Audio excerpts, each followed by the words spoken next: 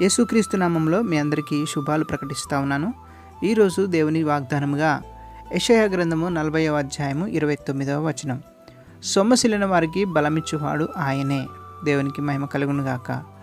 ప్రవక్త అయిన యెషయా విశ్వాసములో సన్నగిలిన వారిని బలపరచడానికి తెలియచేస్తున్న మాటలివి. సొమ్మసిలిన వారు అనగా అలసిపోట లేదా బలహీనంగా ఉండట అని అర్థం. మానవ జీవితంలో ప్రతి ఒక్కరికి ఈ అనుభవం ఎదురయ్యే ఉంటుంది. పని ఒత్తిడి వల్ల కలిగే బలహీనత కావచ్చు, మానసికమైన ఒత్తిడి కావచ్చు, ఇతర వ్యక్తుల ద్వారా మనం ఎదుర్కొనే సమస్యలు కావచ్చు. ఈ విధంగా ప్రతి బలహీనత కూడా మనలో కలిగే అవిశ్వాసం వలనే బలహీనత అనేది మనలో ప్రవేశిస్తుంది. ఇంకా మానని రోగం పరిధికి మించి మనలో నిలిచి ఉన్నప్పుడు ఇంకా ఎక్కువ బలహీనత మనలో ప్రవేశిస్తుంది. నిత్యం మన ప్రక్కన తోడుండేటువంటి వ్యక్తి తాత్కాలికంగా ఎడబాసినప్పుడు సొమసిలిపోతూ ఉంటాం. ఇంకా ఎన్నో పరిస్థితులు మనల్ని ఈ లోకంలో కృంగదీస్తూ ఉంటాయి.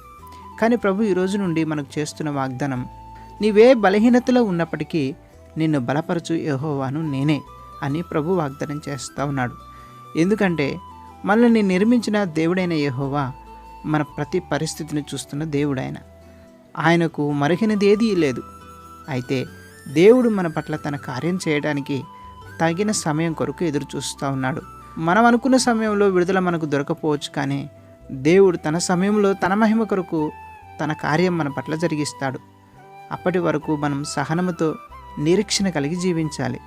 దేవుడు మనల్ని ప్రేమిస్తున్నాడు కాబట్టి ఏమాత్రం మనల్ని విడిచిపెట్టకుండా తన కృపతో మనల్ని నింపుతూ ఉంటాడు. మన బలహీనతతో దేవుడు తన వాక్యం ద్వారా మనల్ని బలపరుస్తాడు.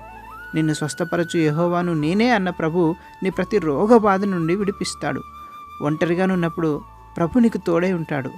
నిన్ను ప్రేమించి నీ కొరకు ప్రాణం పెట్టిన దేవుడు నిత్యము తన వాక్యం ద్వారా నిన్ను బలపరిచి ఆదరిస్తాడు. కాబట్టి అవిశ్వాసిగా ఉండక నిరీక్షణతో దేవుడిచ్చే విడుదల కొరకు ప్రార్థన పూర్వకంగా కనిపెట్టుకుని ఉండుదాం. అట్టి కృప ప్రభు మనలో ప్రతి ఒక్కరికి దయచేయునుగాక. ఆమెన్. ప్రార్థన. సర్వాధికారి అయిన మా ప్రియ పరలోకపు తండ్రి, నీ పరిశుద్ధమైన ఘనమైన నామానికి వందనాలు చెల్లిస్తా ఉన్నాం. వాగ్దానం ఇచ్చిన దేవుడవు, నమ్మదగిన దేవుడవు ప్రభువా. ఈ వాగ్దానం వింటున్న వారందరి జీవితంలో ఈ వాగ్దానాన్ని మీరు నెరవేర్చండి. ఎవరు ఏ బలహీనతలో ఉన్నప్పటికీ కూడా ప్రభువా నీ బాహుబలము చేత బలపరచండి. వ్యాధిగ్రస్తులను స్వస్థపరచండి. రోగపీడితులను విడిపించండి.